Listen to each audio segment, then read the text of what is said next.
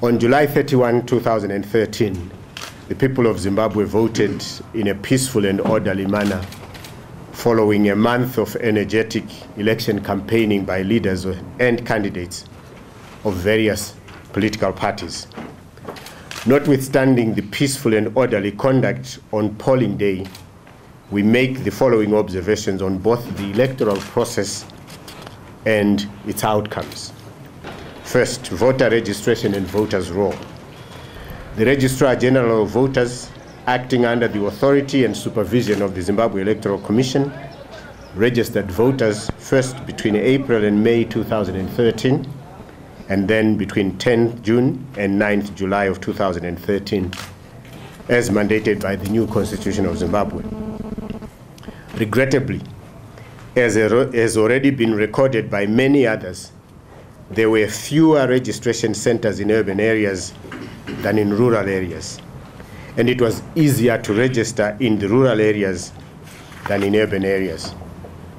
The chairperson of ZEC, Justice Rita Makarau, admitting that the registration of voters was flawed, said at the time, and I quote, "The queues are long and people are not being served efficiently.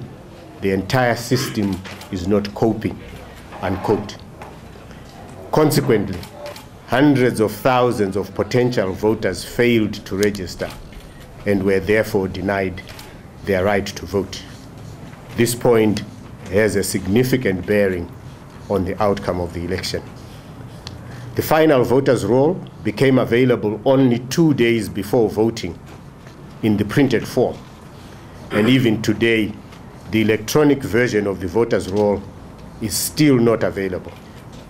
Yet Section 21, subsection 6A of the Electoral Act obliges that, and I quote, "Within a reasonable period of time after nomination day, the Commission," that is the Electoral Commission, "shall provide free of charge to every nominated candidate one copy of the voters' roll for the constituency in which they are participating," unquote.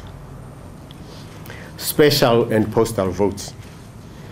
There has been ample, if not exhaustive, airing of the unclarities and irregularities associated with both the special and postal votes, which unclarities and irregularities were acknowledged by ZEC. We simply add that the lack of convincing explanations from ZEC on the conduct of the special and postal votes reinforces the absence of integrity and credibility in the electoral process and its outcomes. Ballot papers. The chairperson of ZEC confirmed that they had printed 35% more ballot papers than the estimated number of registered voters. That on the back of an even lower number of registrations as discussed above. However, she was unable to explain convincingly the need for so many more ballot papers compared to the regional and global best practice of between 5 and 10%. Up to now, there has been no reconciliation of the ballot papers used on polling day against those printed. Polling stations. The list of polling stations published on 10 July 2013 was similar in number and location to those used in 2008.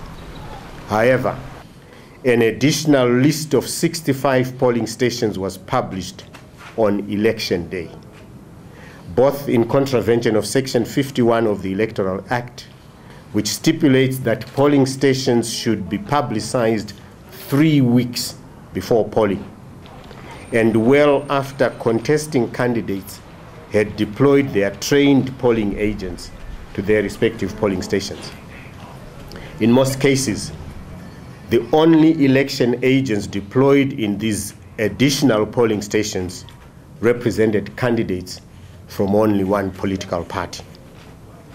Therefore, there can be no confidence that the votes cast in these additional polling stations were genuine and authentic. Assisted voters. Voting was not free of intimidation. There are widespread reports of high numbers of voters seeking assistance, either on account of illiteracy or poor sight. Given the high level of literacy in Zimbabwe and the low level of assisted voters in 2008, it is disingenuous to suggest that Zimbabweans are less literate in 2013 than they were in 2008. Voter registration slips and voter migration. There is strong suspicion that in the absence of a final voter's roll, the use of voter registration slips as proof of registration to vote could have been abused to enable multiple voting. There are also reports of busing of voters into various polling stations.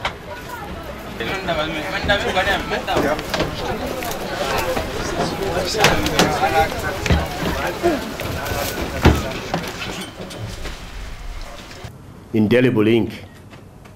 In previous elections, where indelible ink was used, ultraviolet machines were also used to detect those who had already voted. Curiously, in this election, that practice was abandoned, and it was left to the inspection of elections officers to determine the pink finger. The results. A discernible and consistent pattern in the results of the 2013 elections compared to those of 2008 is the implied growth in support for ZANU-PF. For example, in Harare South, 5,075 new voters registered in this constituency in 2013, and all those new voters voted for ZANU-PF. There were 38 polling stations in that constituency, meaning that an average of 765 people voted at each polling station, suggesting therefore that each polling station served one voter every 56 seconds between 7 a.m. and 7 p.m. when the polling station closed. You were voters. You can tell how long you took to go through that process against a calculated 56 seconds. It is also noteworthy that votes for ZANU-PF increased in all 210 constituencies, and those for the MDC-T decreased or increased only slightly. Legality. It will be recalled that the Constitutional Court dismissed an application to nullify the use of presidential powers, both to enact a new electoral act and to promulgate the election date. However, the court did not give reasons for its judgment at that time. Up till now, those reasons have not been given. Hence, besides the say-so of the esteemed court, the legal basis for holding this election has not yet been established. It bears remembering that the same happened in the case of a challenge to the results of the 2002 presidential election. At that time, also a judgment was delivered and no reasons were given. To today, the results for that judgment in 2002 have still not been given. In the light of all the shortcomings and irregularities that I have enumerated above, we reject the results announced by ZEC as not free, not fair, not credible, and not legitimate. These results do not reflect the expression of the free will of the people of Zimbabwe. Notwithstanding the chorus of public congratulations pouring in from around us, we trust that the essence of the preliminary reports of both the SADC and AU elections observer missions has not fallen on deaf ears. It would be good if we could count on our neighbors to uphold the principles that they themselves have pronounced. Quite clearly, those leaders who have congratulated Robert Mugabe for winning this election are at variance with the principles and guidelines for the conduct of democratic elections in the SADC region.